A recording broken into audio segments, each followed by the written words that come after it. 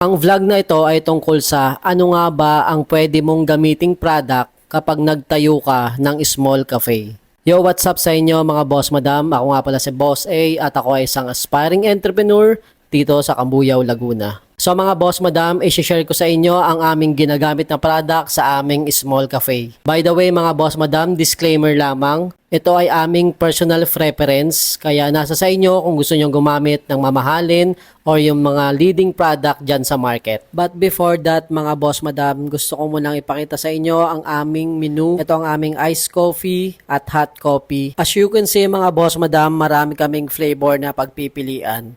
At the same time, ganun din sa fruity soda, non-coffee series, meron din kaming frap at meron din kaming yogurt shake. So mga boss madam, i-introduce ko na sa inyo ang aming ginagamit na mga product. Sa mga flavor ng syrup, mga boss madam, gumagamit kami ng Easy Brand. Ginagamit namin to sa iced coffee at sa fruity soda, ganun din sa yogurt shake. Bakit nga ba Easy Brand ang ginagamit namin? So far kasi, ito rin ang pinakamura sa market at quality din ang lasa. Sa cold brew naman mga boss madam, mas preferred namin yung Arabica at medium roast.